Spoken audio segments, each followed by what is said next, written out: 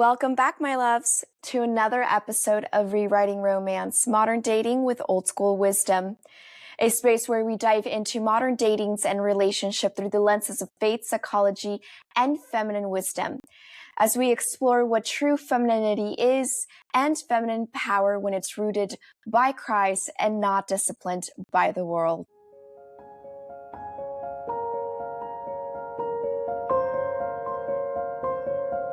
So today's episode is a different one. We do have a special guest today that I'm very excited about.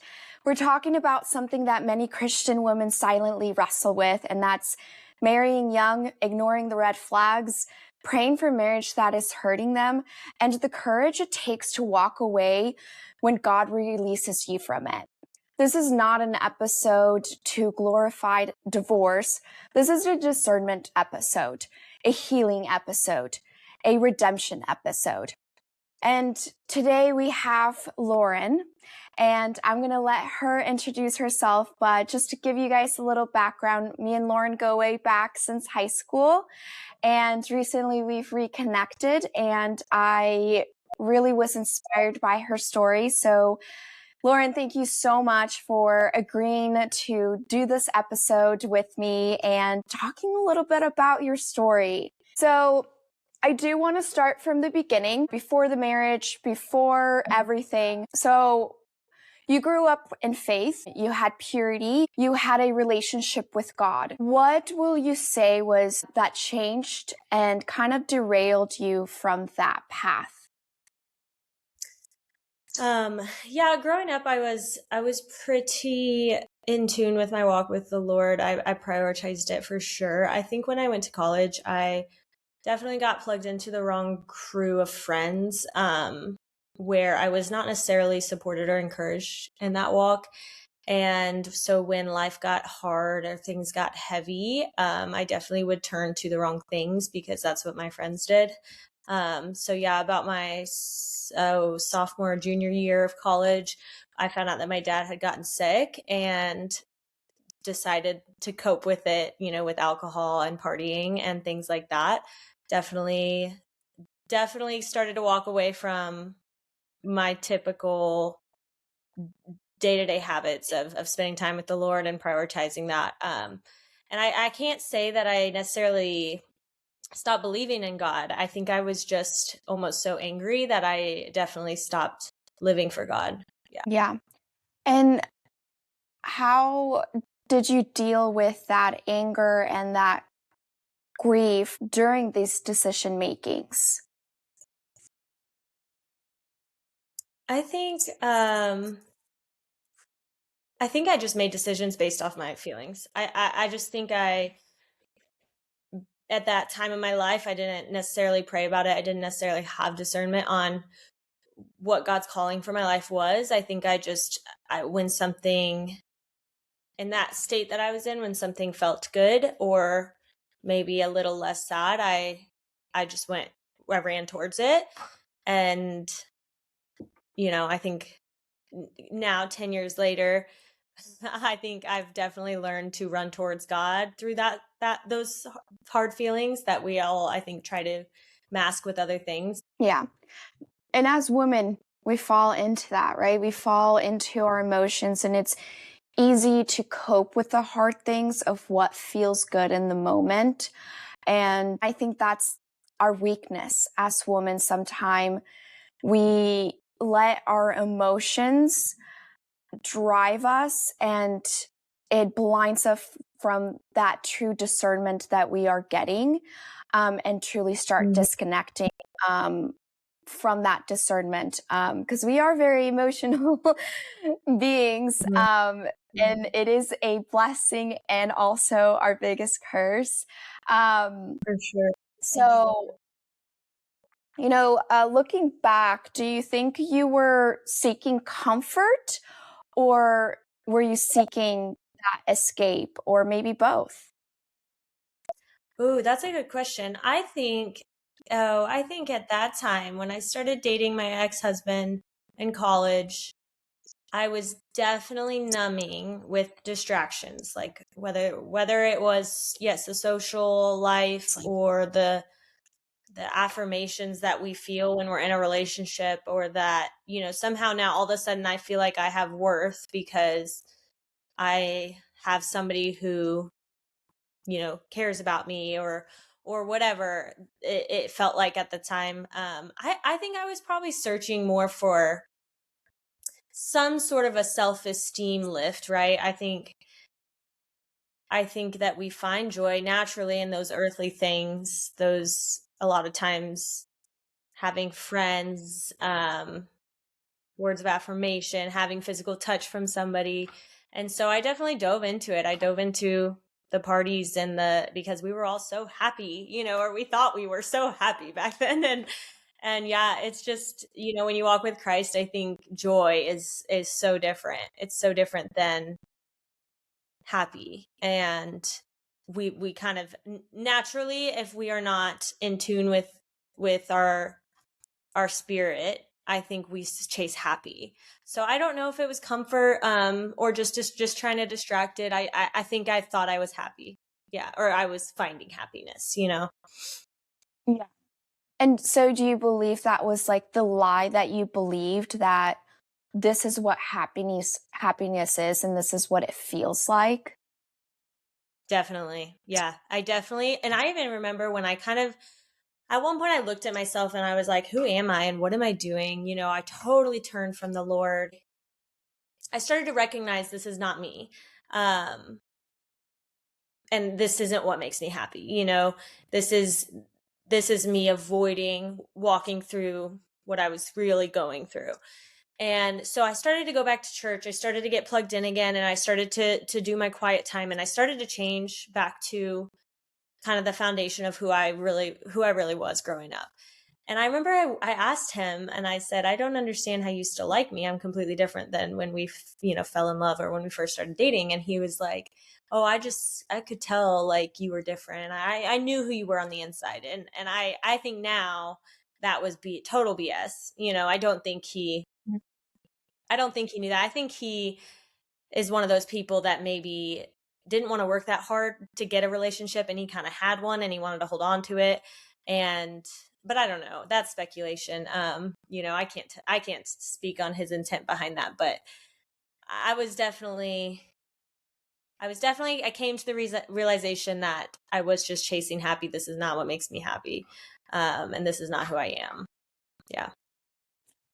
And what do you think was that, like, realization? What was that light bulb? Was it something specific? Was it like, how did that gradually happen? Was it just one day it just clicked, or what do you think was that realization that led you to that? Well, I honestly started to drink in my bedroom at night alone.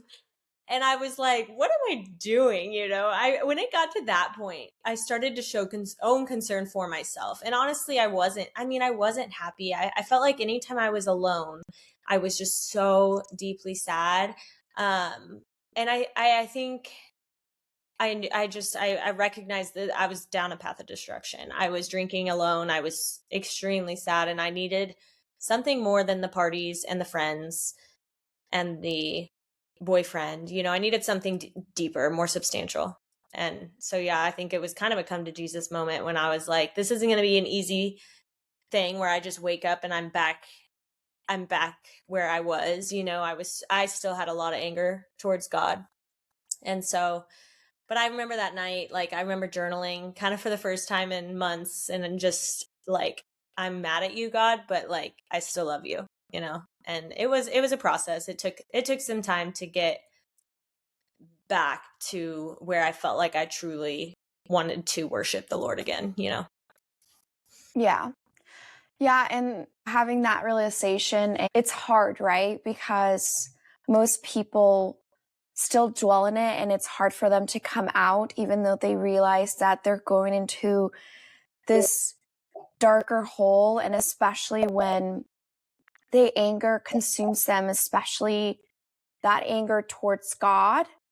And it's that $1,000,000 question, right? A lot of people have different answers to it, but it's something that I wrestled with, was why does bad things happen to good people? And that was my biggest, resentment with God for a long time.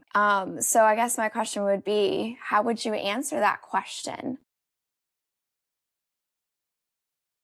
I don't have an answer to that question. I went to a conference this weekend where the speaker was trying to get people to come up so she could pray out their sickness. And she believed that she could heal all sickness, any cancer, this, or that. And I was just at this conference playing on the worship set. And I remember listening to her and thinking, essentially, that doesn't work, right? Because I prayed my little heart out for my dad to not be sick. And God has a plan. I believe that He is working all things for good. But trusting that and feeling the comfort of that is maybe something I think we can't necessarily grasp on earth. Yeah. It's something that, I think that we all struggle with understanding and just accepting that God does love us. And sometimes we can't find those reasons. So it's really admirable, honestly, that going through all of that and going through all of that pain and not understanding why things happen the way that it did for you, it in a way kind of brought you back to Him, even though you were so disrailed. Yeah. So yeah. But today I was actually reading my Bible, and I was looking through some of my notes, and just, you can kind of see the different stages of life you're in as you read through like your little side notes in the Bible. And some of them I was just reading, and I actually thought to myself, I am thankful, because even to this day, I still deal with abuse from my ex on a regular basis. And I'm like reading these notes, and I'm like thankful, because I think he saved me in a way, like I married my ex when I was in a state of life where I wasn't necessarily seeking God's will.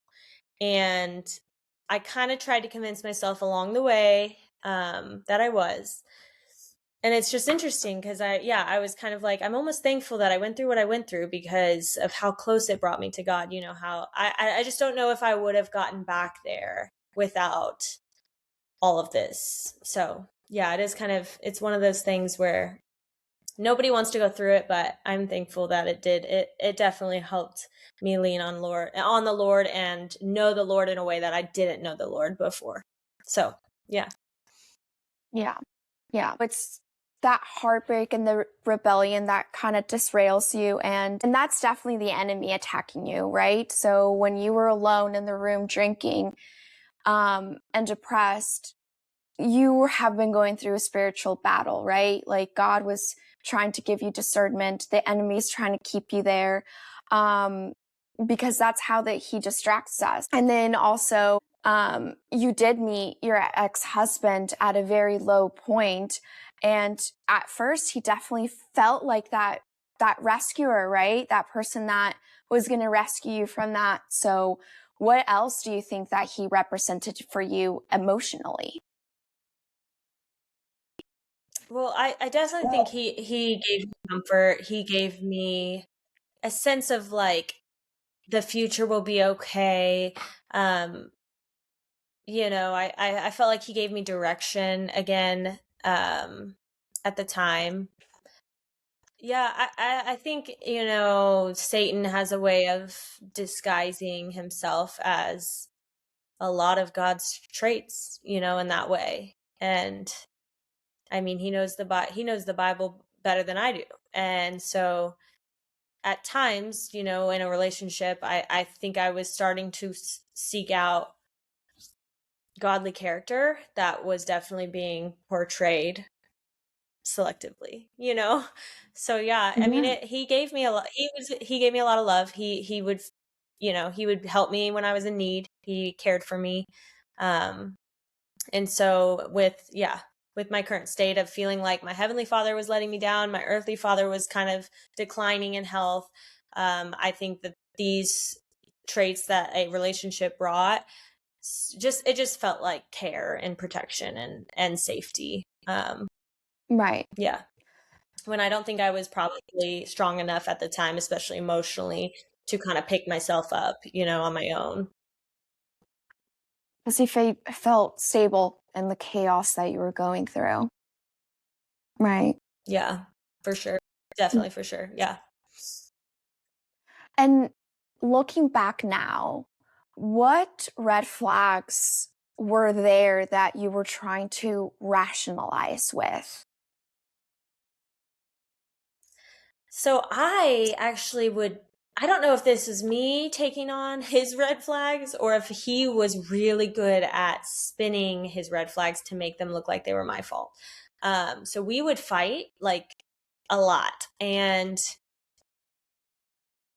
it would always, by the end of the fight, I would always feel like I had a lot of things to work on, or um, maybe I made that part up, or I made that part more dramatic. And I would get through a fight and totally convince myself it didn't happen the way I remembered, or I don't know why I justified things for so long. I felt like when we were engaged, I wanted to call it off maybe 20, 30 times.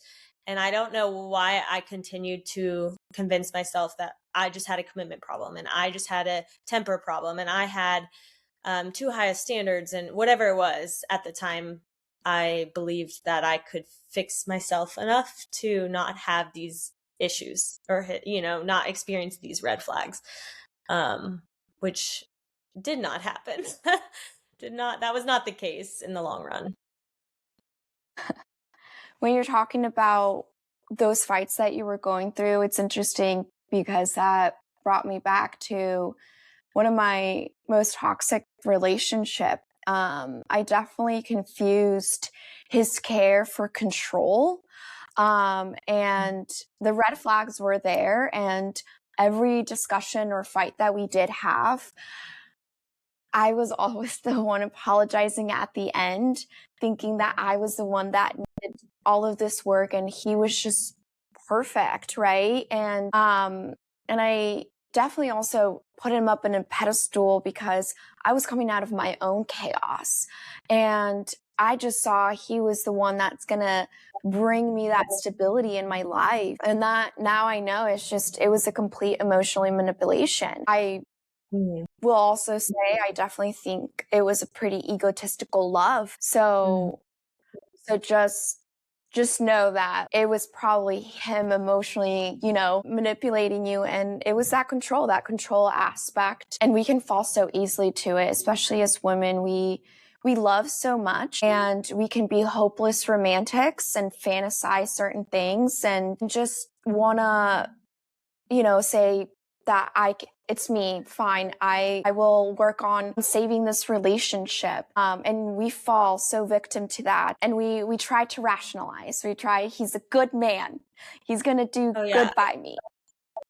I think we have so much empathy. And I don't know that all women are this way, but because we feel things, I think quite a bit deeper than some males. Like some men can definitely keep things surface level and they can bury and suppress their emotions easier than women can, or some women. And but yeah, it's our empathy. I mean, I can empathize with a narcissist, like, and I'm like, he's right. Like on some level, you're right, but it does get to the point where it is not emotionally safe and it is not healthy mentally. But yes, I could totally empathize with everything he would say. Like in a relationship, it's definitely two people, every issue, every conflict. And so I would take on a lot. And I think he would take on, I mean, we would have conflicts where he would take some accountability, but yes, by the end of it, it always came down to the control. And once you catch on to that, it's really hard. It's really hard to continue. And I caught on to it about halfway through our marriage where I started Googling narcissist, didn't know what that was, never heard of it. And I don't even know how I stumbled upon it. I think he had told me that I needed therapy. And so I started therapy and then they brought it up, I think. And so I started researching narcissism. And once I caught on to it and all the traits of it, oh, it was just tough, because then every conflict I would want to put a stop to some of those things. And of course that, you can't do that with a narcissist. And so that would compound and make things worse. But once it's hard to live that way. Yeah. Yeah. They say that it takes about 6 months to truly get to know someone's intentions and who they really are, right? Because you can't really hold a facade for that long. But with a Yeah. narcissist, it takes about 18 months. How do you feel like after, if you go back 18 months within your relationship, do you think that discernment was crying out a little bit more? Okay, this is interesting because 18 months into it, this is interesting. When we were dating, he wanted to go into the army, and I was adamant that I wanted to live in Kansas City. And so I was like, no, I don't want to keep dating you because I don't want to be an army wife. I want to do this, and this, and I want to be near my family. And so of course, that gets, no, not that important. I could do another career. And so that gets tabled, and then we get engaged, and it comes back up, and it gets tabled again, because I was like, I will not marry you if that's the plan. I don't want to do this. And yeah, I think about 18 months in, he just went, and we were already married. We dated, it was pretty quick. We dated for maybe 9 months, got engaged, and then about 9 months later we got married. And shortly after we got married, he went and enlisted without discussion. So yeah.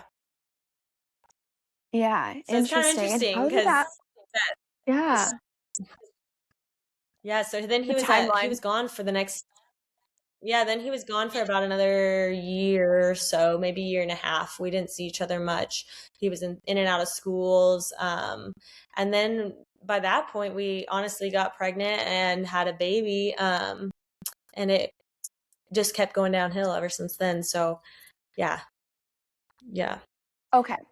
And you did say that while you were engaged, there were many like times that you wanted to leave. What were those discernments now that Yeah. you can reflect back that was telling you to leave? What were those realization of like, I probably should leave this? Oh, I mean, the ultimate one, we had gotten in a few physical altercations when we were dating. And I let myself believe that it was alcohol. But then at this point, once we're engaged, I was no longer drinking. I was living at home. We were both living at my house under my mom's roof. And I remember one night we were in a fight, and he like swung his fist, and he liked to this was like a typical move he would do, where it would like brush my face, but it was just to scare me, not to hurt me. And I remember I was at that point, I was done. Like I had honestly gotten pretty deep into my career at the time. I felt like I was surrounded by good people, and I really felt like this is not somebody I wanted to come home to. And I ran into my mom's room late at night, and I was crying, and I was telling her what happened. And she sat on the steps with us and mediated a conversation. And of course, we get to some sort of understanding and agreement. And over the next few days, he does his typical moves to kind of win me back over, or make me feel like there was no red flags and no issues. And I fell for it. But there was so many moments like that. I was on a walk with him. We got in a fight once, and I remember we were passing a lake, and I was like, I really just want to throw this ring in the lake, and we're not even married yet. And so, yeah, I just think, I don't know. I ignored him every time. I was like, I'm being dramatic. I'm feeling too much. I'm being too sensitive again. I'm being too difficult. I don't know. I don't know why Yeah. I didn't seek godly counsel at that time, and I should have. I sought out my mom's opinion, and I sought out, that's it. Yeah, I didn't know. I was awfully immature. Very inexperienced. And I think I just wanted to be married. I think I was like, I was chasing something that I think God can only satisfy. And even to this day, it's hard. I mean, I still just want to be married. I still just want to be loved. I don't know what it is in us that desires that. But it is one of those things that it's hard to walk through life solely dependent on God satisfying our every need, even though that is the ultimate goal. But yeah, there were many moments when we were engaged where I just disregarded obvious discernment. Yeah. Yeah. That's the thing. Like a lot of women, we do end up being in these relationships and sometimes never even leave it, right? Because we also come numb to it, and some are comfortable with the chaos of it because of past traumas, and then some are just, we try to, no, it's going to be fine. Like, we're chasing that marriage, or sometimes we think that maybe marriage is going to fix things, And what you were saying also about, just wanting to be married and everything, like, yes, we need to find God and his love, but also that's how he created us to be, right? To be in a union, in a covenant. And then that craving for children, right? Like, that's just how he has created us to be. But also, as women, we are very emotional, and that's why we have very in tune discernment with him. So it's that like gut feeling, right? That's why we have a strong gut feeling over men, because that gut feeling is actually God. It's that discernment that he's giving us. It's just knowing like when to listen to it and just being an obedient daughter, which it's so hard. It's so hard to know between, yes, what's discernment? Because I like to think that I have good discernment. I like to think I'm really in touch with that. And I typically, I feel like I know when God is telling me to do something or to move or to act, a certain action. Like, I like to think that my discernment is strong. But then there's times when I can't tell if it's my own head that's having these like thoughts, feelings, doubts, and depending on the time of the month, you can't trust your own feelings. Like, so it is kind of like tough, I think, sometimes to distinguish between discernment, knowledge, and emotion.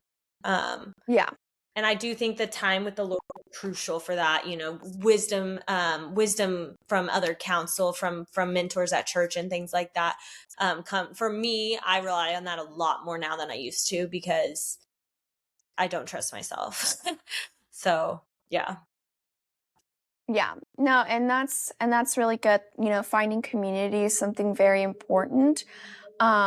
Because exactly, like, even though we might be reading the word and, our emotions, or, the enemy himself is whispering in our ear, and our pride gets in our way, kind of balancing all of that is a lot. Because I've, on the other hand, shut down my emotions a lot, and I would internalize my emotions too much.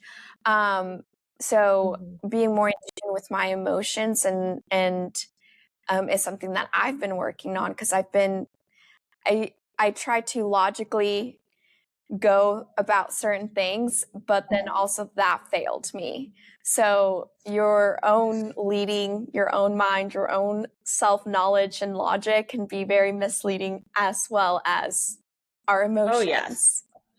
Absolutely. Yes. Yes.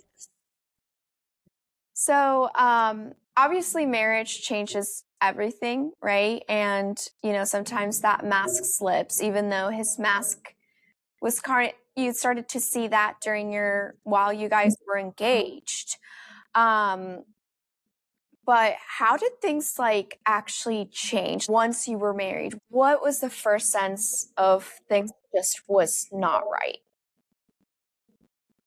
Well, it was honestly years. So the first 2 years of our marriage, he was in and out of the house, very, very rarely in the house, and because of the army. And so I took that distance as, oh, like our heart is growing fonder. I missed him for the first 6 months or so. I missed him like crazy. I wanted to make him proud. I wanted to make him happy. But then as time went on, we grew apart. I mean, when he would come back in the house, you could just tell he didn't necessarily like who I was. I thought he was totally a different person. And then and probably, we were married 20, so probably 2 years in, we had our first baby. and he's working 18, 19 hours a day. So he's never home. And so I'm home with our baby all the time, and she's so colicky. And I had so much postpartum depression and rage that I didn't even know about. I had no knowledge of. And so when we were ever, pretty much, it was 2020, but pretty much anytime we were ever together, we like it was just so bad. We were fighting so much and very aggressively. And I remember the physical abuse being at an all-time high that whole year. And to the point where I felt like Emma started to see stuff. And so I, at this point, was like, I need to leave. And so I'm starting to make these plans, trying, and I talk myself out of it every time. And of course, I would talk to my mom and she would talk me out of it. My friends would be like, you don't have a job, you don't have money, you're going to lose custody of your kids. And so I stayed, and I basically just thought I could love the Lord and he could change me enough to not provoke this man, to keep me safe. I could be the best wife and like the most gracious, gentle woman. And I just felt like I spent every second of every day devoting to this mission, and it did not help. It did not help anything. I think we ultimately, what helped was we ended up moving again, and he got a civilian job where he wasn't working as long a days. And I wasn't postpartum depression anymore. And we had a semi-normal life. He was home more often. We were able to start communicating. So things got a little bit better, a little bit healthier, but they still weren't good. There were still nights, this would have been 2022, 2021, where there were still nights where we would fight so bad. Like I remember he smashed my wedding ring with a hammer, or he'd scream cuss words like inch from my face, and they happen so few and far between now that I was like, no, we're getting better. I'm like, it's okay, this is really bad, and I hate that we fight like this, but it's getting better. It's happening less often. Like, we're working on things. And that's just, I remember when we moved back to Kansas City, I just remember thinking, I'm going to get a job, and I'm going to have family, and I'm going to have community here, and I'm going to have support, and I don't have to put up with this. Even if it's rare, I don't have to put up with this kind of treatment, because obviously it's going to have an effect on me. It's going to have an effect on my kids. I don't want them to ever put up with anything like this. But yeah, I would say the mask was just, it definitely slipped right when he entered the Army. We became very different people, and we kind of held on as long as we could, I think. But I think ultimately we both just were not happy. So. Yeah. Yeah. And as you were learning more about what narcissism is and everything, like, do you think that not only starting to see some of those narcissistic tendency in your relationship, but also maybe the spiritual confusion of like, maybe I need to stay and be a good wife, do you think that ever was the reason why you stayed, even knowing that, he was a narcissist? Do you think there was any like spiritual confusion of like, I need to stay in this marriage? I think that I heard so clearly from God in 2020 when I was like, I felt like I was a stay-at-home mom, and I felt like I just had my Bible on me all day. I was desperate for answers. I was like, why am I in this situation? I'm crying every single day. I'm getting abused every single day. And I don't know how. It was one of those situations. I don't know how to go on anymore, God. I'm done. I'm at the lowest low. Like, I don't know how to get through this.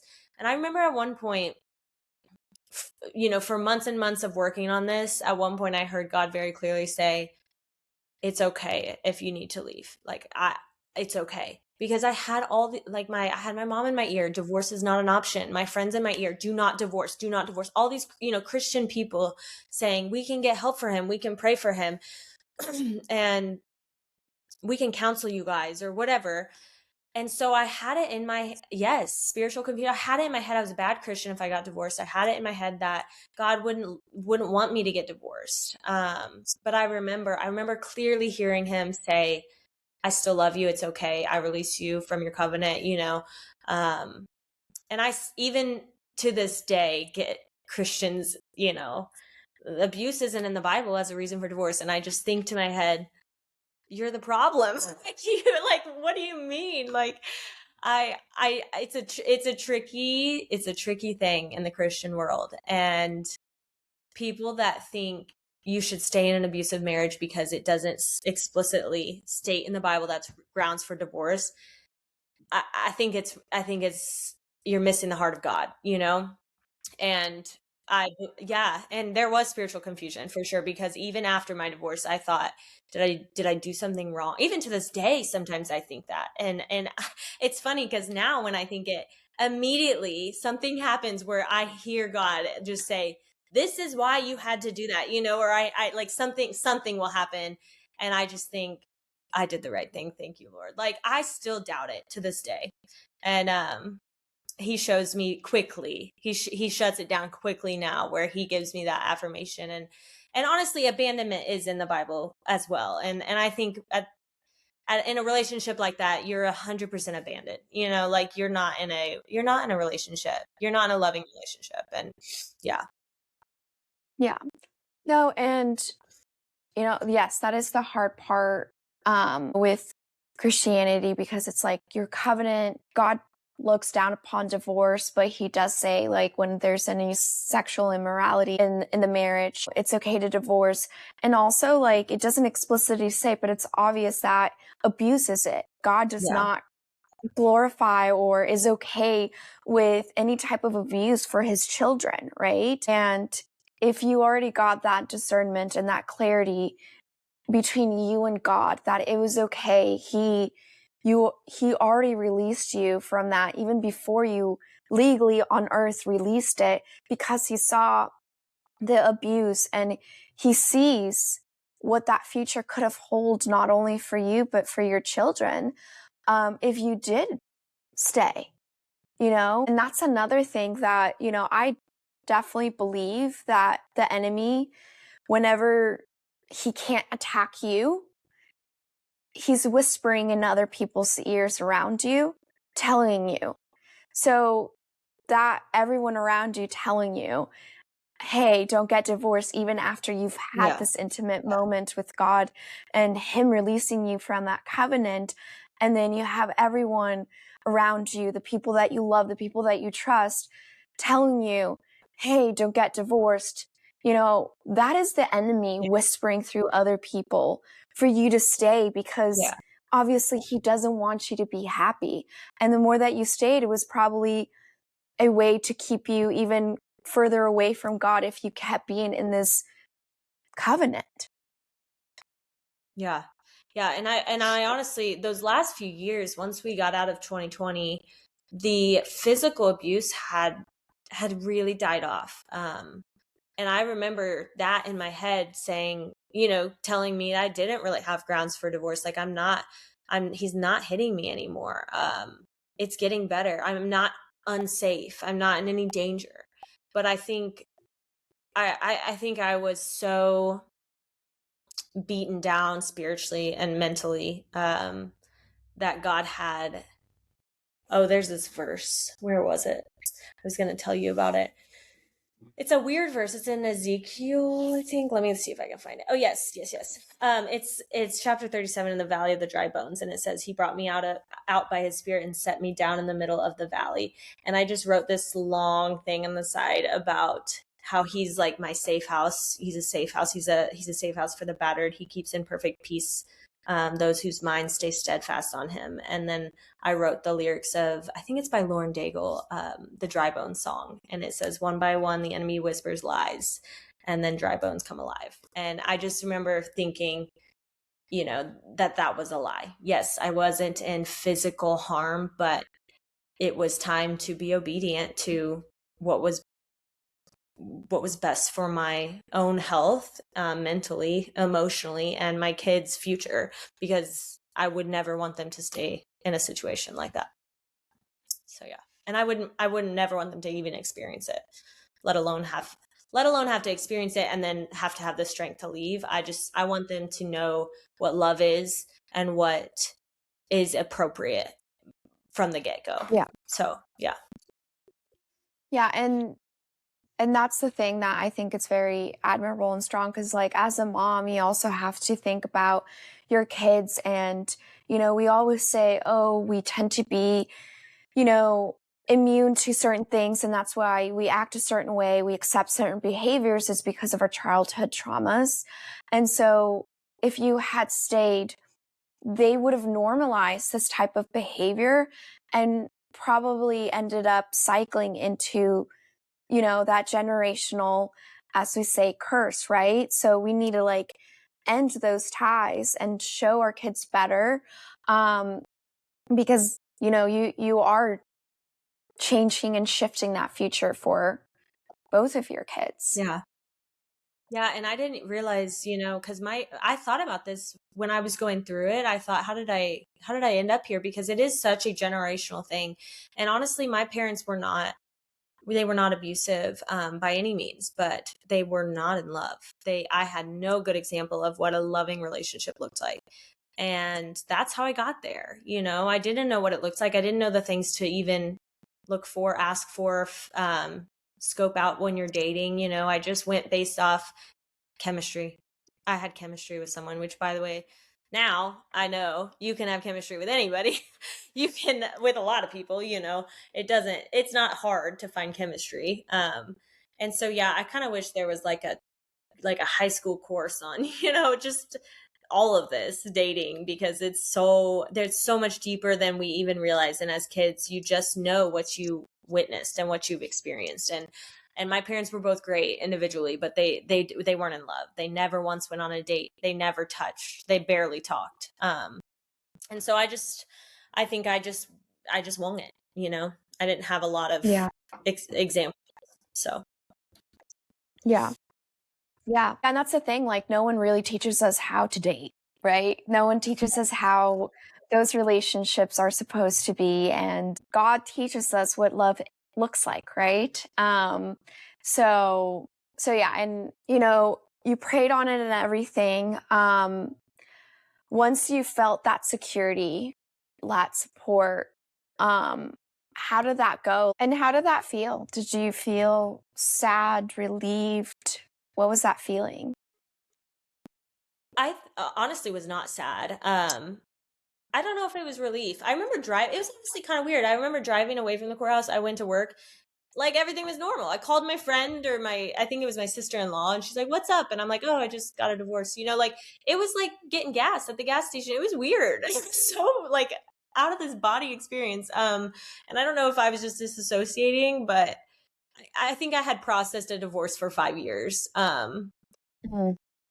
But Yeah. yes, my spirit wanted to believe that God could mend it. And I think that was my answer. And I felt at peace with it. I was at peace. So yeah.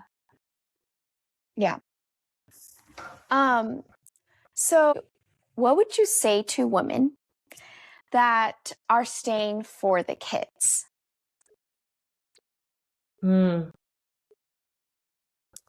Oh, that's tough. I understand that reasoning. I know that my kids struggle a lot with the fact that mom and dad are not together. Um, but I think that the long run and their future is going to be better than if we had just stayed. It's hard to know. I can't predict the future, but I believe that I'm teaching them a lot about resiliency and strength and courage and right from wrong. Um, and even though it's really, really hard, I think that I would probably just tell women to surround themselves with the resources that they need, and, you know, pray about it. I mean, I don't think staying for the kids is bad. I think if you have it in you to stay for the kids and you're still actively working towards a healthy situation, especially if both parties are willing. I think that's a great thing. But if you've come to the point where you know that God has called you to leave and you're having trouble being obedient to it, I think the first thing you got to do is definitely surround yourself with support and community and resources. Get a plan, and just know that the long run, your kids are better off in a house where it is safe and love is exampled, you know. Yeah. And did you ever like really wrestle with like that guilt versus obedience during this time?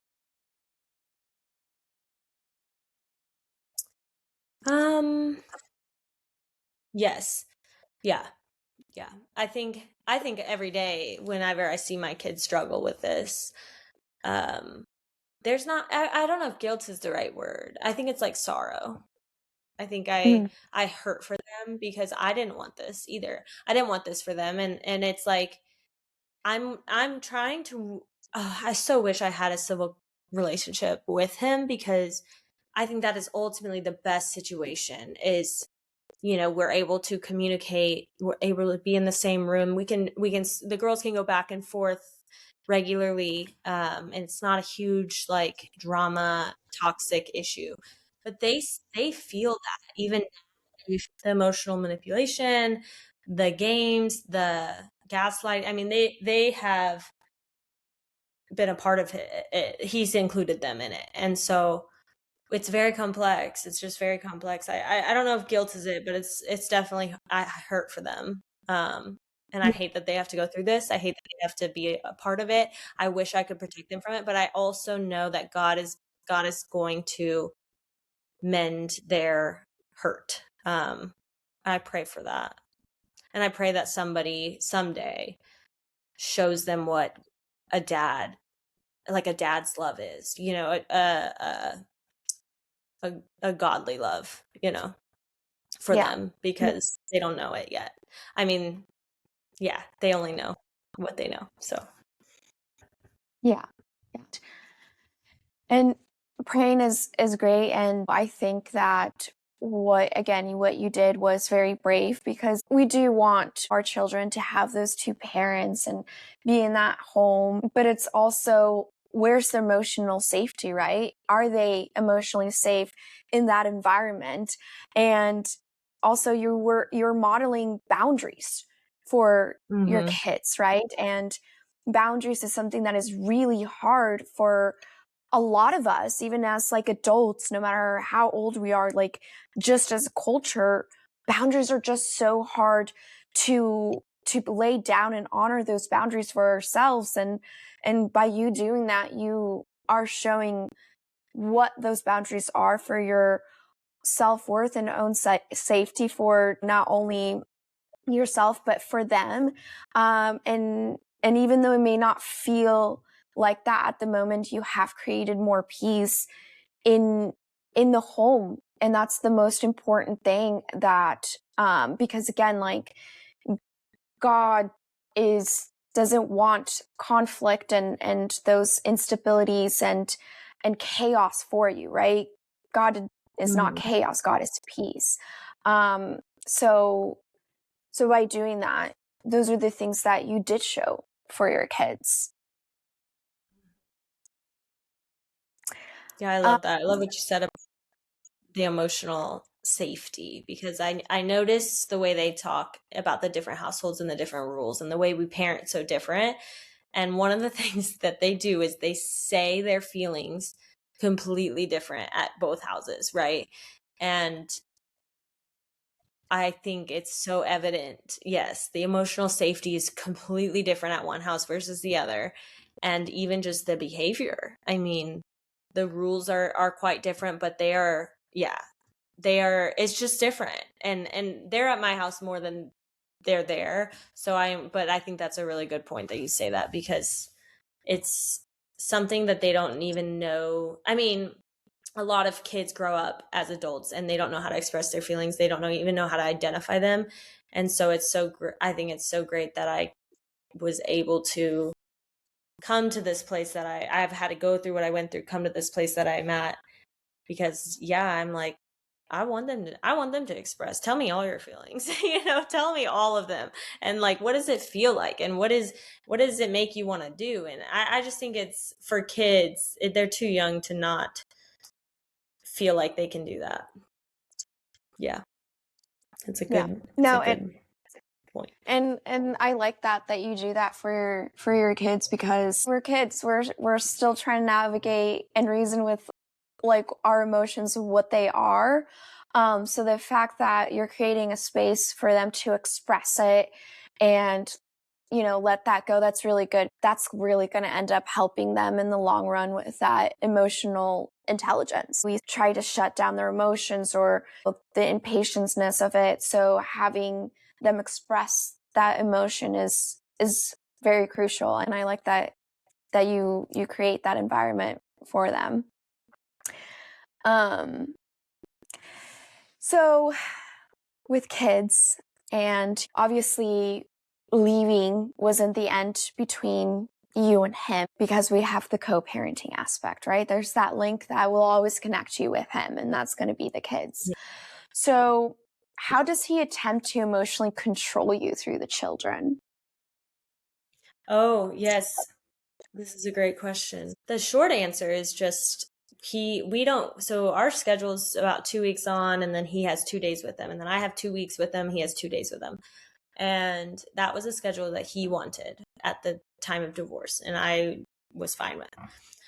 But I don't hear from him for the 2 weeks. And then when he gets them for 2 days, my phone rings off the hook with crazy things that really don't have anything to do with kids, but when I don't play into it, then the kids get brought in, and Emma says this, and Lucy says this, and I don't want to get into the details of it, but it's honestly, sometimes I sit here and I just think I never thought I'd be going through this. Sometimes it feels worse than when I was married. And sometimes I think that's why I wonder if I did the right thing, because I almost felt like I had it locked down when we were married, where I could protect them from it.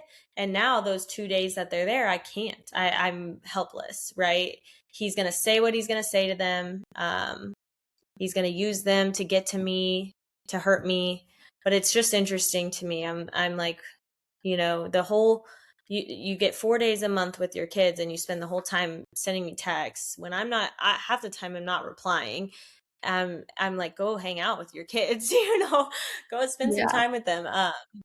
It's honestly, it's tough. And they come back. I get a lot of anxiety when they come back, because they've got a whole notepad full of phrases and quotes that he says about me. And then I feel like I sometimes spend months kind of undoing some of the stuff. I think at one point he told them that I lie to them all the time, right? So then for months they're like lying to me about everything. Like one will push one, and I'll see it, and I'll be like, Lucy, like, we don't push, and I'll talk to her about it. I didn't push. And I'm like, well, I watched you push. No, I didn't push. And I mean, they were so excited to be liars. They just thought it was cool. They didn't know what a liar was until he told them, and then mom's a liar and they want to be a liar. And it was like months of just like, I was like, God, like, how can I use this for your glory? Right. Like, I'm like, so then I taught him how we no matter how hard it is, we tell the truth. And no matter, mommy won't get mad at you if you do something wrong. Tell me the truth, because that's what God would want us to do, and it's just tough. It's a situation. Sometimes I'm like,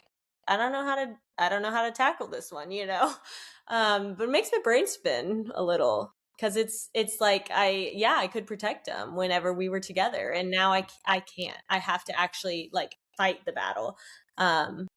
And sometimes I don't want to fight it. I'm tired, or I'm like, why are we doing this to children? Like, to me, it's common sense, and it hurts. It physically hurts me that like we're using them as I don't even know, tools in our game, right? Like, I just feel like I would rather fake kindness to him for their sake. And I don't know why he doesn't feel that way. So, but that is some of the things we deal with, I think, regularly. There's definitely there was some phases throughout the last 2 years of being divorced and trying to co-parent where we were very civil and it was very easy. And then for the most part, it's not that way. I think now we've gotten to the point where I'm starting to date, or I'm starting to move on. And I think that has an effect on some of this too. But Driving yeah, him crazy because he doesn't have that control over you. So he needs some sort right. of control over you.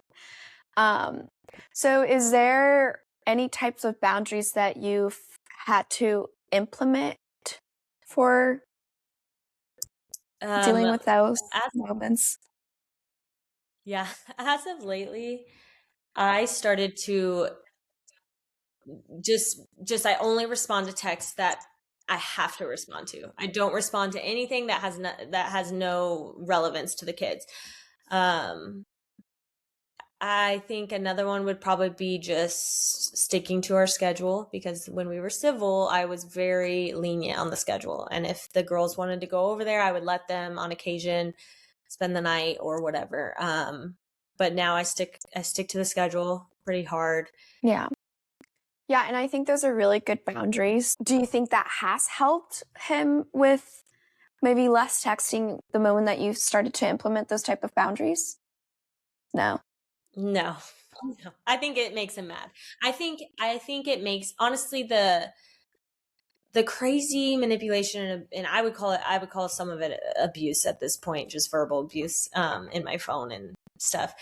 And using the kids, I think all of it gets more amped up the less affected I am. It's like yes, he wants control over me, but I also think he wants to see me suffer. I think he doesn't like that I'm okay, that I'm successful, I'm healthy, physically fit, I'm social.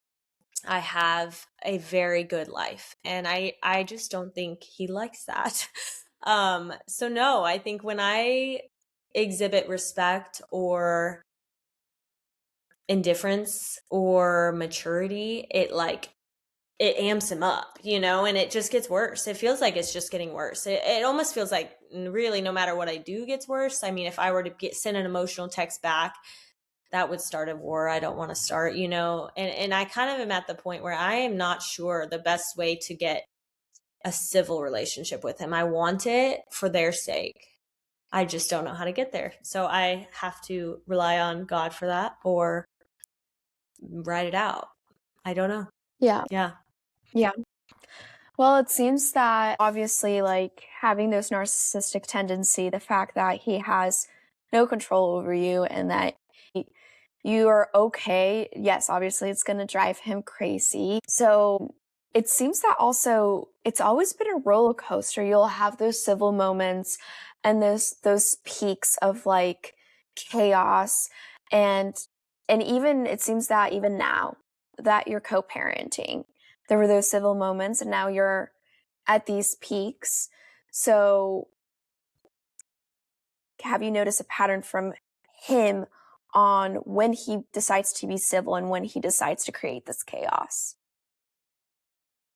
I don't know if I noticed a pattern. I definitely think it's ego related. I think if I hype up his ego enough, I can get him to calm down, And at this point, it's not my job to tell him to stroke his ego, to tell him anything besides you can pick up the girls at this time, right? So, um yeah, but I know when we were married that would have been it. I mean, if I stroked his ego, things would calm down. And I think now that would probably help things too. I just don't want to play the game. I think if I was to do that now, it would only last until I stopped, right? And I don't want to do that forever. Mm-hmm. So it's like I could stroke his ego now and get him to calm down, and he would be civil until I stopped. And in the second something would trigger him, it would just go right back, and then I'd have to do it again. And yeah, I'm kind of like, I don't want to play anymore.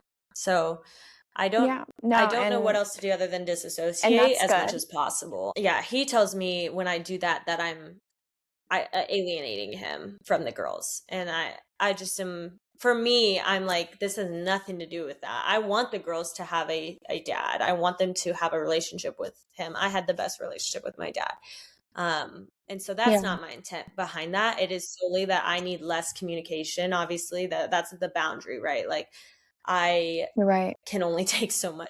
As a single mom, it's so hard, and I rely on my inner strength every single day. And so when he is attacking Mhm. me, it makes it harder, and I start to get in my head and I question my motives, I question my decision making, I question everything, and I don't have the ability to do that. And so for me, it is just better just to disassociate, and I can be a better mom, I can be a better Lauren. Yeah. Well, it sounds like that's how you're keeping your peace right now, which I think that's really good, having those boundaries and trying to keep that peace within you. So what would you say would be that, if any, spiritual warfare that takes with co-parenting that you may be battling right now? That's a good question. I feel like I'm currently battling, have a desire for my girls to have a strong relationship with a father. And I am very torn as to how much I should encourage that with an unhealthy man, because he is their father. He's the only father they will have biological on earth. And so that is kind of one thing I'm working through in counseling right now, is just the balance of encouraging a good relationship through them. I don't talk to him about that, but just through them, when they talk about their dad and stuff, and I say positive things, and I do want them to really enjoy their time over there. But yeah, protecting them from, I actually recently put my oldest in therapy, and one of her therapist's advice was to pretty much not let them around him. And knowing what I know about Christ, I didn't agree with that. I really struggle with, I don't know, I really struggle with that. And how much do I fight for that relationship for them? Because I want them to have it, but then yes, I also want to protect them from some of the manipulation, because it's definitely having a negative effect on them.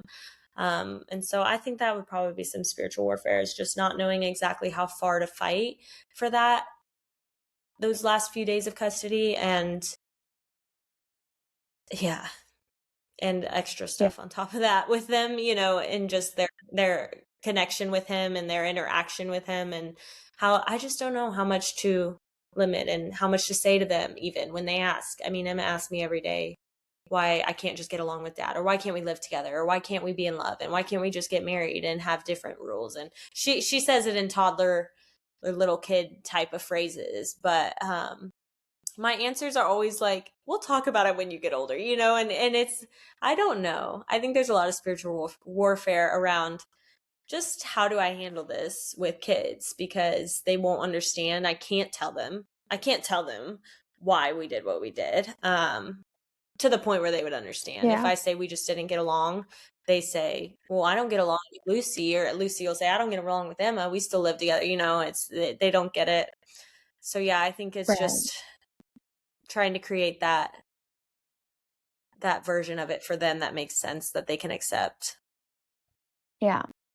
And it's hard. And, even though right now they're small and it is hard because there's a lot of confusion for them, as long as you keep doing what you're doing, I know it's hard and it might be the best to not have them see him, but they may grow some resentment later on in their life and have that curiosity.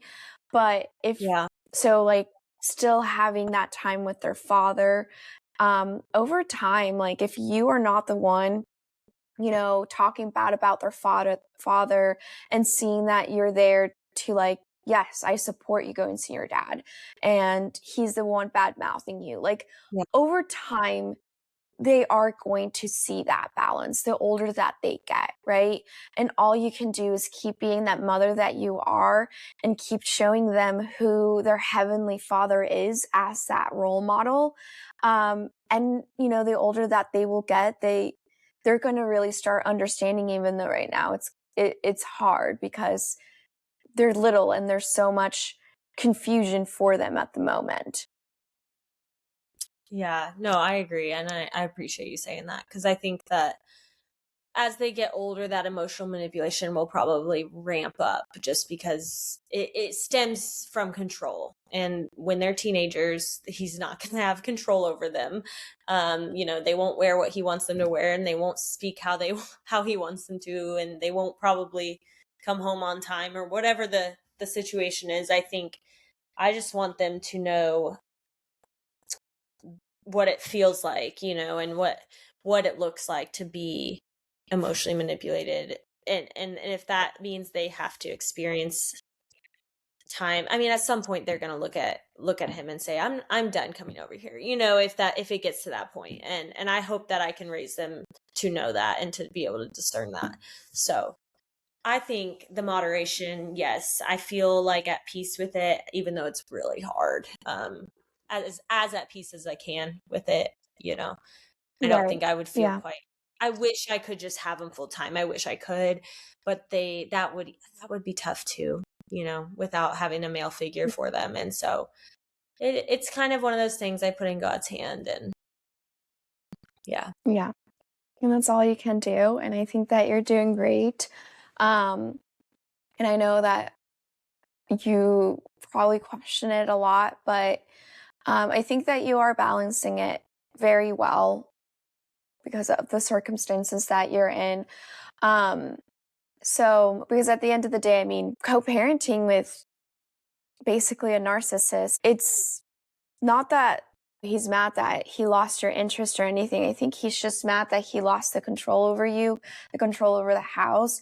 And, and he might be emotionally manipulating the girls because he probably doesn't have full control of the girls the way that you do. And that also triggers him.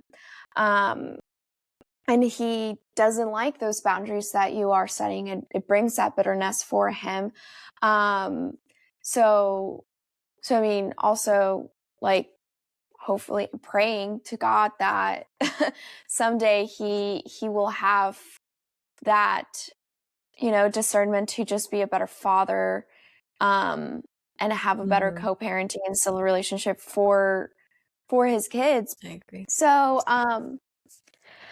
shifting a little bit out of all of that, I know that you mentioned that you're dating right now, and, dealing with the co-parenting and everything.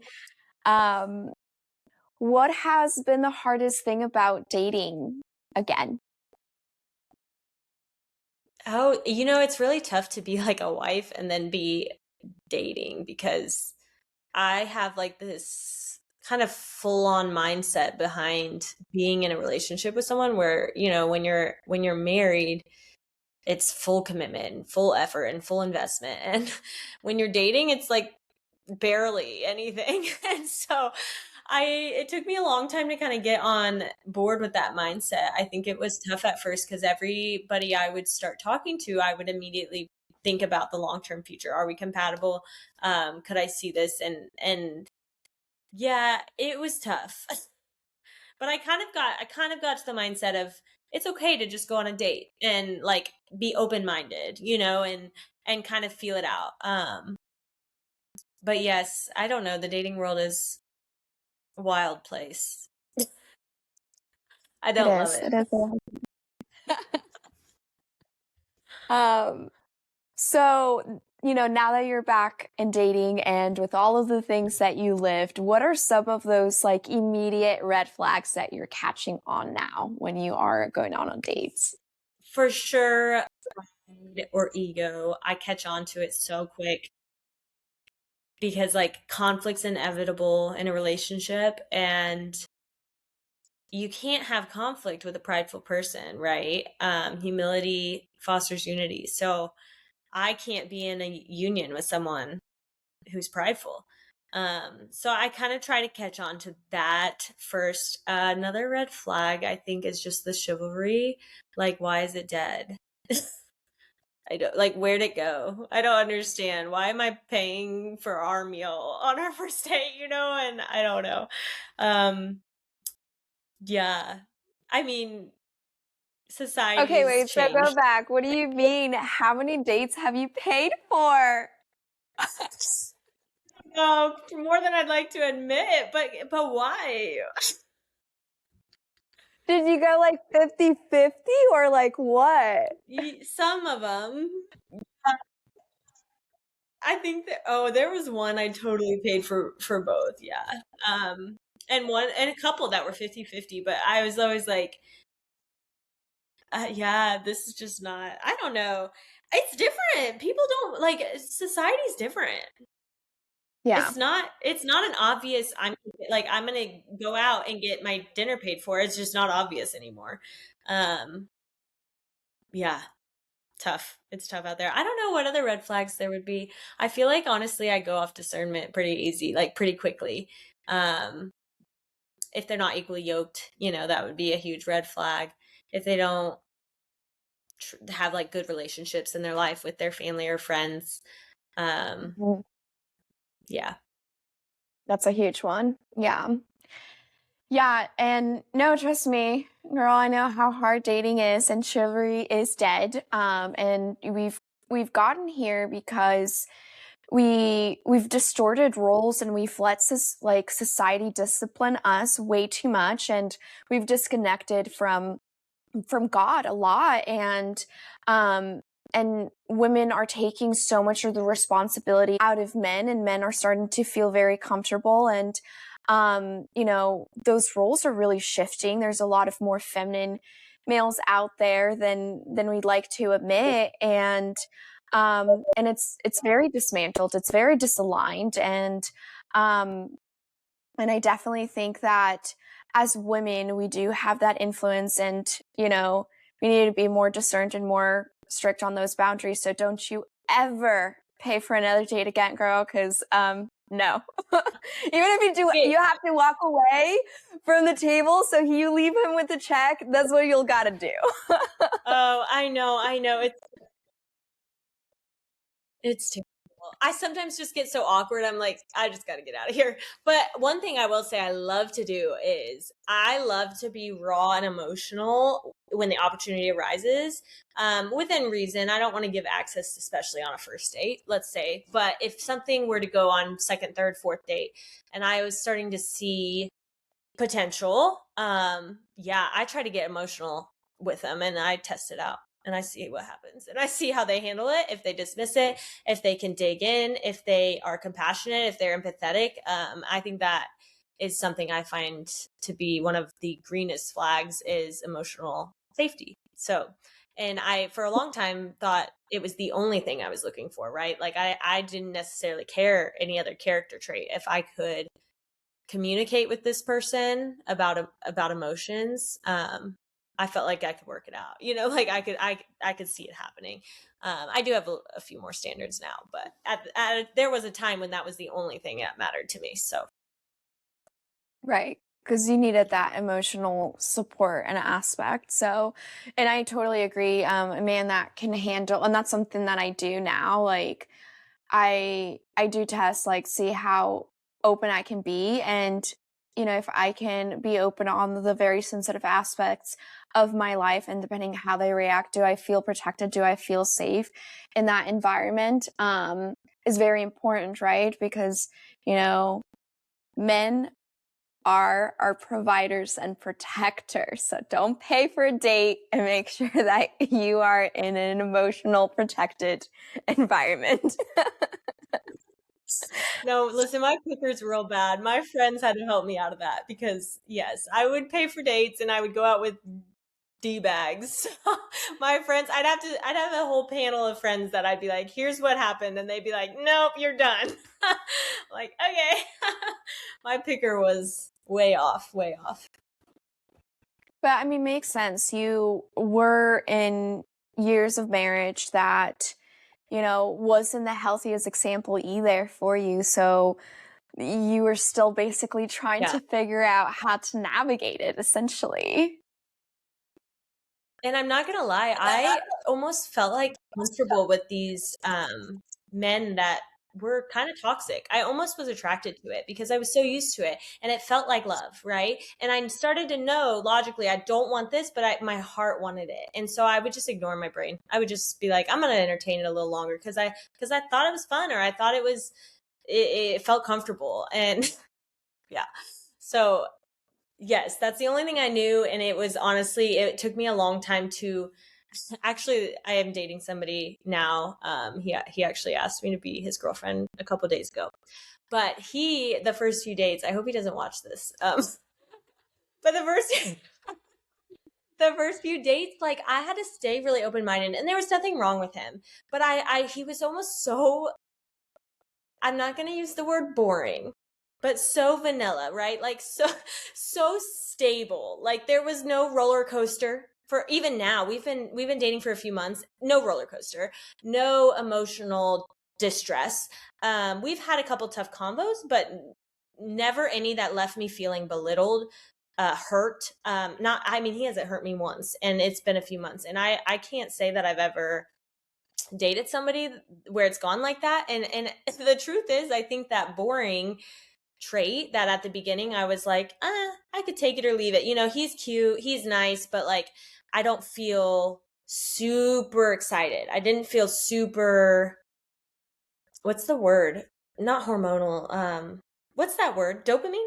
Like I didn't feel like the adrenaline rush, right? Yeah. Yeah. Mm-hmm. With him. And so my friends were like, stick with it. This is what you need. They were like, don't let him go. And so I did. And I'm honestly so happy, man. Like he's so even keel and good to me. And I don't know where it's going. Like I hope that it does continue to progress and it stays this healthy. But yes, it took me the first few dates. Like I just was like, meh, because I liked him, but I was used to something so much more highs and lows, and he just didn't feel like what I was used to, and it was hard to get behind it. Yeah, and it's exactly like that. Sometimes like we can become kind of like chasing that excitement, right? Of the chaos, of the roller coaster, right? And I think that's what you were like. I think it's interesting that you're saying all these red, like green flags about him, but you're like, but he's boring. And I'm like, no, but that's what it's supposed to be. It's because you've had so many emotional roller coaster and excitement that in a way it's like a dopamine that releases within those high emotional moments and chaos. So it's very interesting how you word that, but I'm happy that you went through it knowing that this is what you needed, and I'm happy that you do have this vanilla relationship going on. I think it's going to be a really good shift for I know. you. Yeah, I tell him, I'm like, this is crazy because usually when I'm dating somebody while being a single mom, it feels like one more thing added to my plate, right? And it feels like not a burden, but it's hard. It's hard to date as a single mom. But with him it's been easy. And he's not like actively in the girl's life. I mean, he hasn't met the girls. And so we still very infrequently get to date. But he's just secure. And so, yeah, I don't feel like I have somebody who's like pulling energy out of me. I feel like it's real easy. And, I'm thankful. I'm thankful for that. I think it'll be a great thing too. It's supposed to be that way, even though it didn't necessarily feel normal. Yeah. So now the question is he a godly man? Yes, he does love the Lord. Good, good. So what does that godly, intentional man look like then?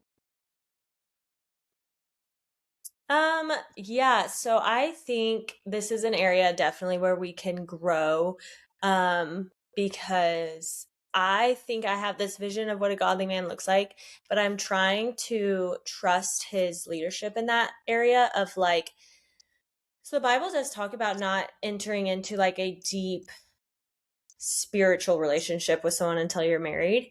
And so we go to church together, and we've read the Bible and kind of talked about some of that stuff, but we try not to get too spiritually deep. And we definitely have different, I would say, visions of what that leadership looks like. And so that is one area where that's why I said I'm not totally sure where it'll end up, but that's where I'm still just learning, observing. Yeah.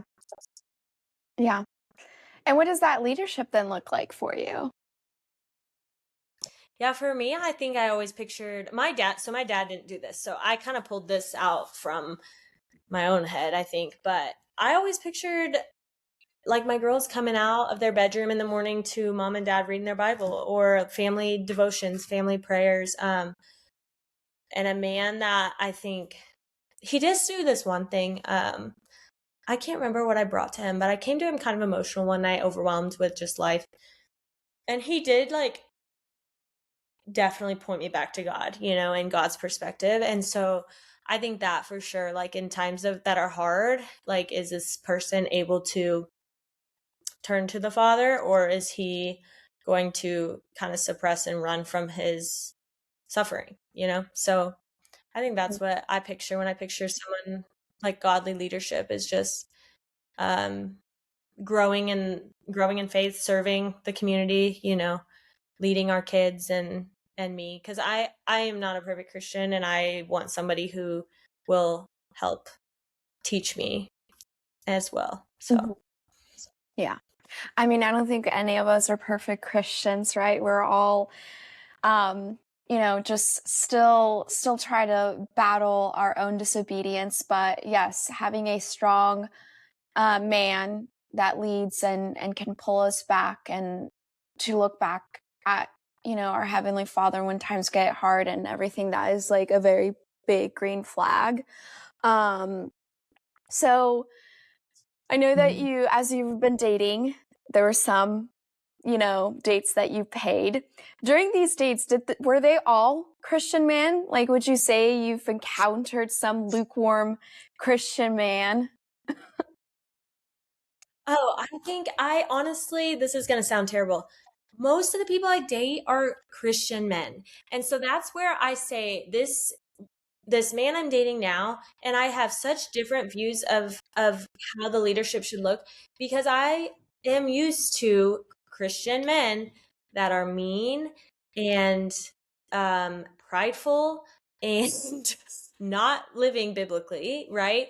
And I'm taking their word for it. They're Christian men. We do Bible studies together. They go to church. They sing worship songs with me. And it's not enough. And I kind of got to the point where even with this man I'm dating now, I kind of am like, I need to trust his character here, and because they can all say they love God. And so, yes, these men I paid for, they did say they were Christian men.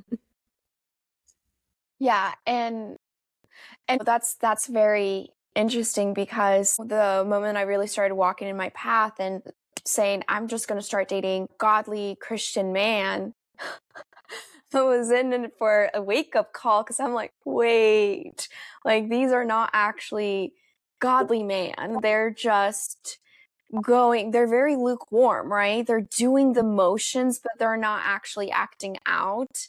Mhm. And we got a little friend there.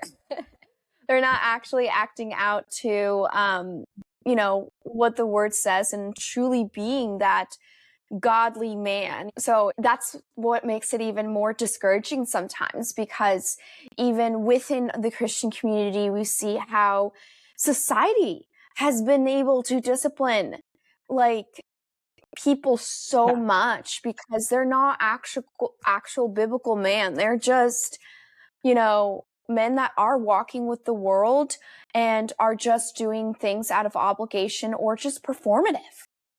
Yeah, performative. Honestly, I think there's like it stems, for me, it feels like it stems in pride, right?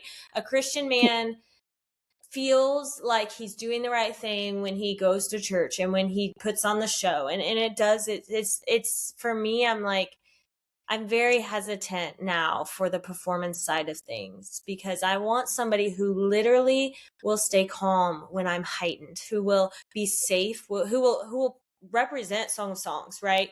Who thinks I'm the most beautiful woman, no matter how much I weigh or what I look like, or like, and I don't know. I just think that the Bible describes a husband's role in a way that a lot of men are not capable of doing.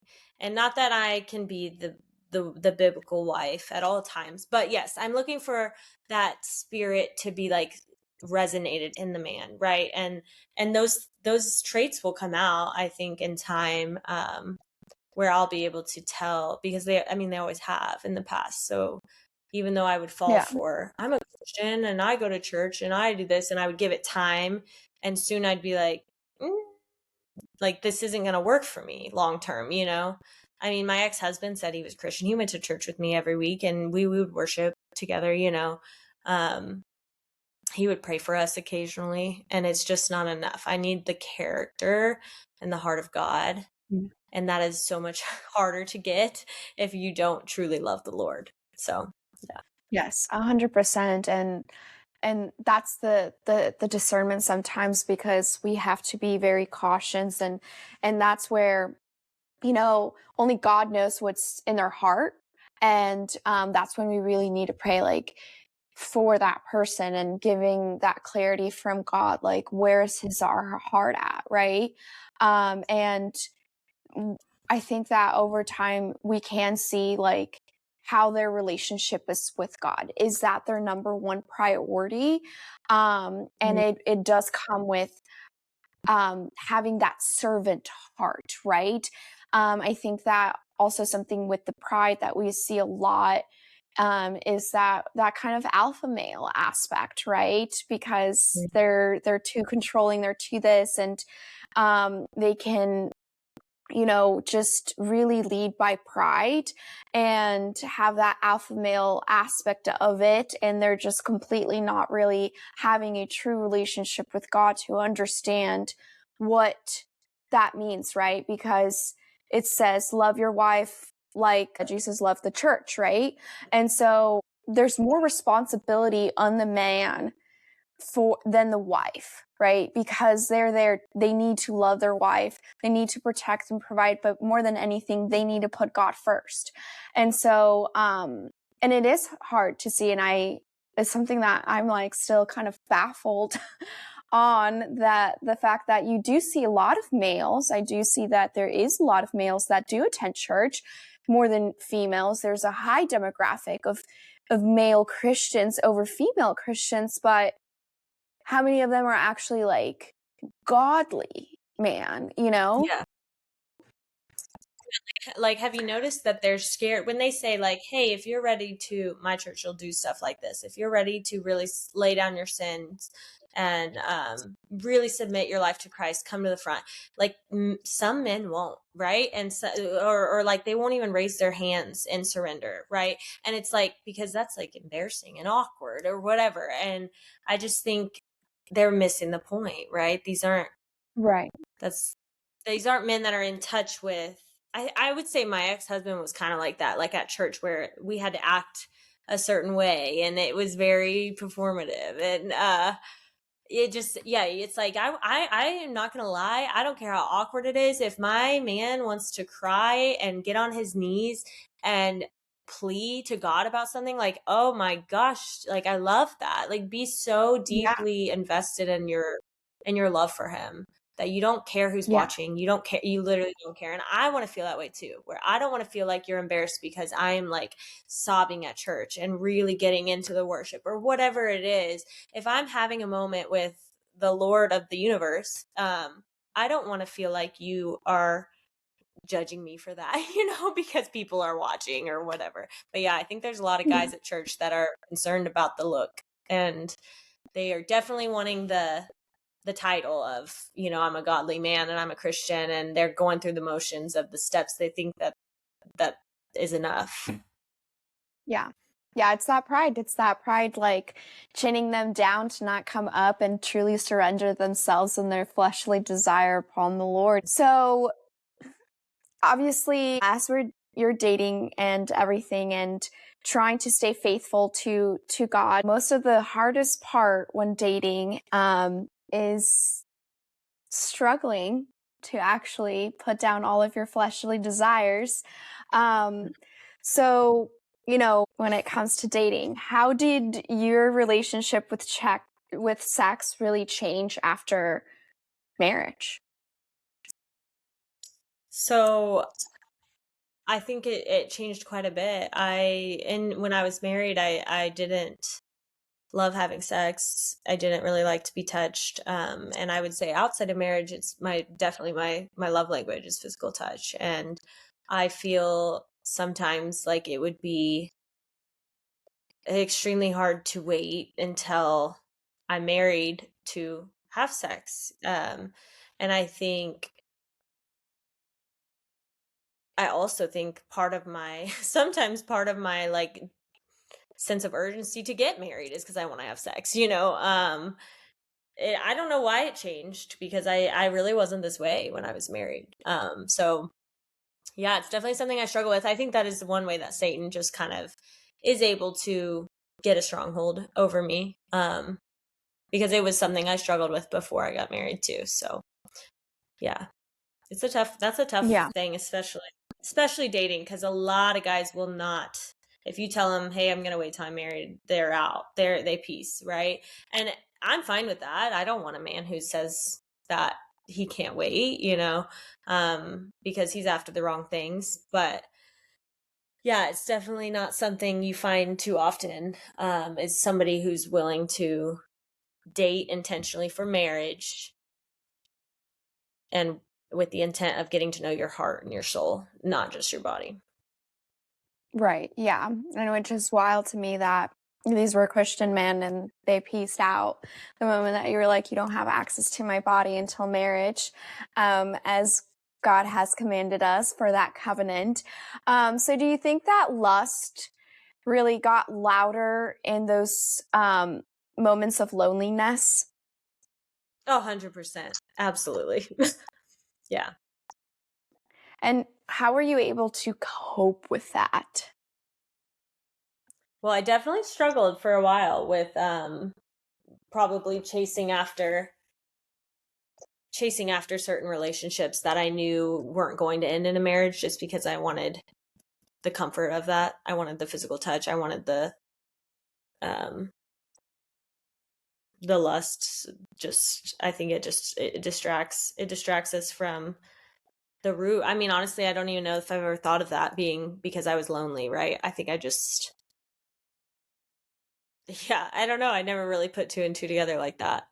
Um, but it has been something I think accountability, like sharing with my friends, what I'm struggling with, um, and just trying to figure out how to date the men that I could get to a marriage with versus spending time on, like we talked about, the ones that felt comfortable, the ones that felt toxic, even though I knew I didn't want to marry them, but they kind of satisfied my need for physical touch or whatever. So I think I had to go through this like shedding period where I was like, I'm not going to continue to entertain those people. I'm going to figure out what a godly man looks like and try to find that and pursue that, because ultimately that's going to yield what I'm really longing for. So Yeah. Yeah.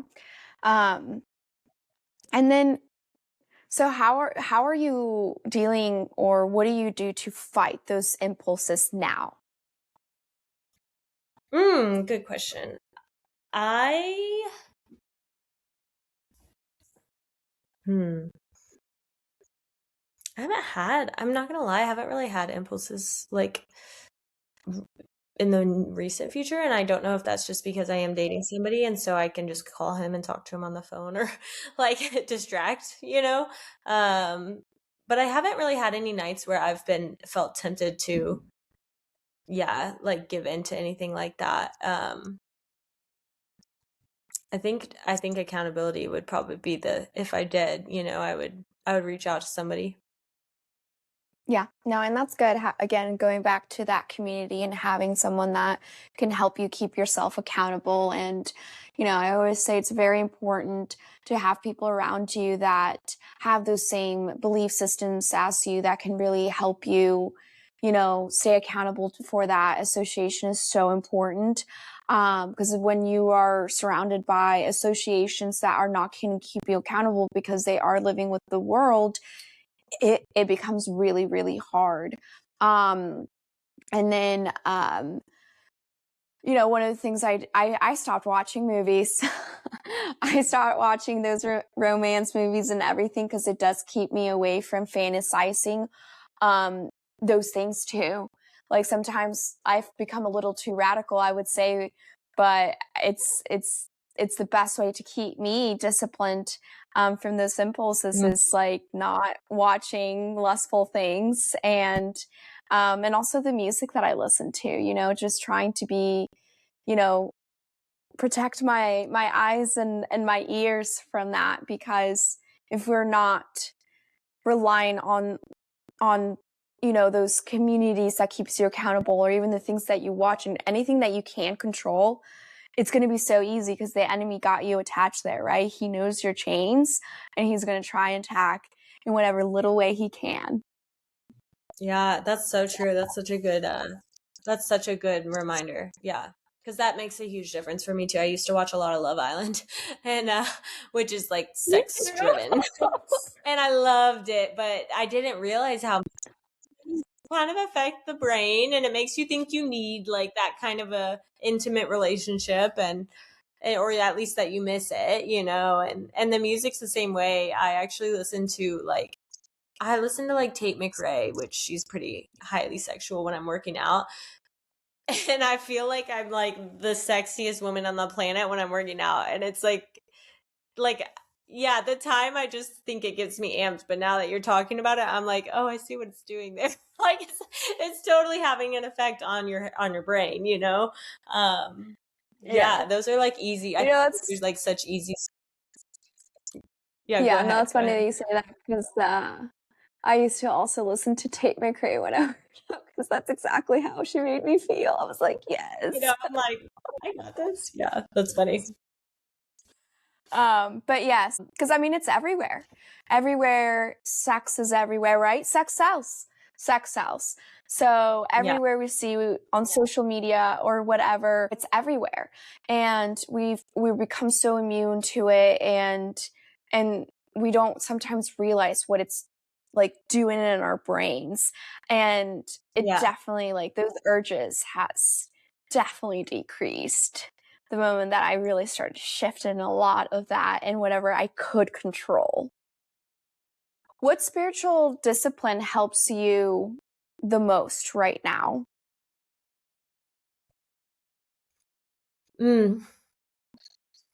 So I started sleeping with my phone in a different room, and which the goal of that is to scroll Instagram less and wake up and pray and read my Bible. But also I serve in my church. I serve on worship team, and I think that keeps me really grounded, and it keeps me surrounded by really good community, like a couple times a week. And so that is also another good tool I think I lean on. Yeah. Yeah, no, those are a really good tool. Actually, I may take you on the whole phone thing, like sleeping away from that.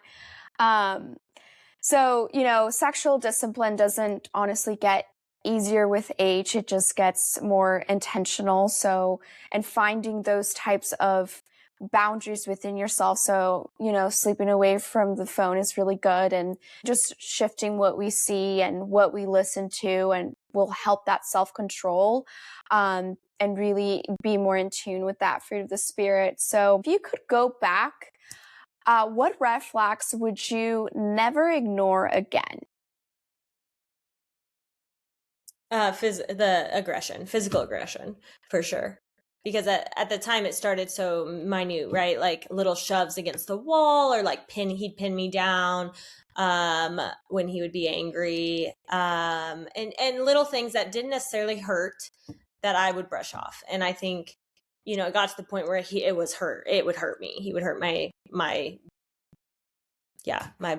joints and my body on a regular basis, and it just escalated, So I think any kind of physical aggression, the yelling, I think I would definitely run from yelling more, maybe because of trauma, than I would. I don't know that yelling is inherently a huge issue. It kind of depends, but I think the yelling would probably shut me down, and I just don't know if I could be around it regularly. What else would I run from? Probably there's there's like two different people. You know, if they were different in front of people than they were at home, I think I would probably run from that, because I want to feel like I'm safe in public and private. So, And that's a yeah. huge giveaway there. um, so what does discernment feel like now, would you say? I still feel like I get like a super strong pull in my gut, that I will try to listen to. Discernment's such a hard thing. I think everybody discerns things differently, and honestly, I think it's a spiritual gift. So I'm not sure that everybody has the gift of discernment. But I think it's hard to feel it when I'm not prioritizing the Lord, and I am on a go, go, go, go, busy, busy schedule, and I'm low on sleep and I'm high on caffeine. Discernment's not really there, you know? And Yeah. so I think that the quiet time, the slower schedule, the time with the Lord, the discernment is so easy to feel and hear. Um, it's it's probably different for everyone. I don't know. What does discernment feel like to you? I've never asked that question to anybody. Yeah. Honestly, I think you're right there is when we slow down and try to empty our minds from our day to day, right? And so it's constantly just, all right, is this my emotional self? And just slowing down and really asking myself, like, where's this coming from? Is this an emotional aspect? Is it this me? But it's that little voice in my head of wisdom that I'm like, oh wow. And I'm like, okay, yeah, no, that's God. um, so I think it's the slowing down, I think that what you said is great. All right. So my last question for you, what would you tell women, that are afraid to leave? Mm. I think I would just I actually had a friend reach out to me. Similar situation. She was not really in a safe house. And she was afraid to leave. And I told her it would be extremely hard and she could do it. And I kind of told her, get your people in your corner that will support you, because I could tell pretty quickly who was afraid of the divorce disease, right? And who was loved me and cared for me. And those people are the ones you got to use them when you need them. You got to ask for help. You've got to have a plan, because you will get financially abused when you leave. You will get spiritually abused when you leave. The abuse will not stop. It will amp up. And so I tried to prepare her best I could. She had 3 kids. She ended up not leaving. She's still there. But I haven't really checked in. I should check in with her. But she I mean, she was just scared. She just felt like she couldn't do it, and she didn't know how she would do it, where she'd go, how she'd provide for her kids. And all I can say is you'll figure it out. I mean, I remember being blessed by so many. My boss at the time started giving me cash to put away instead, because everything that went into our account he would take. And so she started paying me in cash. She gave me a raise. People would drop off groceries. People would watch my kids. People dropped off furniture. Yeah, it was amazing how God provided. Because there was times where I had no idea what I was doing, and I just took it day by day, and it was overwhelming. It was honestly so hard. But she could do it. That's what I tell her. It's going to be really hard, and you can do it. You'll need people, and ask for help when you need it. But I think it's definitely possible. It's just you got to get the strength, because it is a hard thing. Yeah. Yeah, no. And thank you so much, Lauren, for sharing your story. I know it's not easy being this vulnerable, but I think that your story and advice, I know, will help a lot of women out there, because the story was not just about divorce, but more about that strength and that capability of being able to trust in the Lord, even when things really do get hard.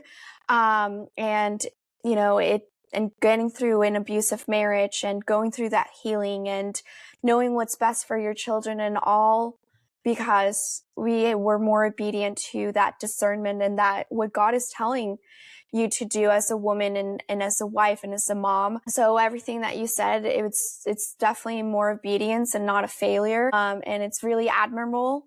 So you are very strong. And I hope that this episode does speak to a lot of women that are in a very similar position, because there are more of us that would not like to admit, but they're in very either emotionally or abusive or both type of relationships or marriages that have gone out for years and don't know how to say enough.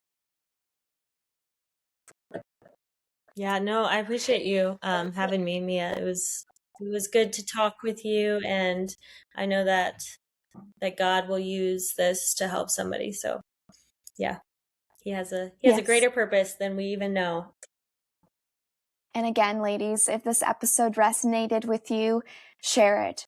And share it with a lady that you know that are going through this hard time and feel in isolation, because that's where shame grows, in that isolation. But healing does happen in the light. And again, having community, having support, and having been able to know that you're not alone in these struggles. We've talked about understanding control over care, passion over chaos, and peace, and what love truly looks like through God and the Lord. So if you also want to keep supporting this mission and subscribe to the YouTube channel, hit a like to this episode, follow on Apple Podcasts and Spotify Podcasts for if you're a listener and just want to listen on the go, and follow on TikTok and Instagram for community, and know that you can always reach out. If you want to share your story or want to talk about it, you can always email me. I can always share your story. If you just need advice and want to keep it between me and you, we're here. If you just need a friend, if you just need anyone to talk about because you're scared to talk about with your association or with the people around you because you don't think that they will be able to understand you or, have the same belief or system as you do, I'm here. And, we're all in this together. And, again, ladies, until next time, stay grounded in faith, rooted in grace. And as always, become that woman that God has created you to be.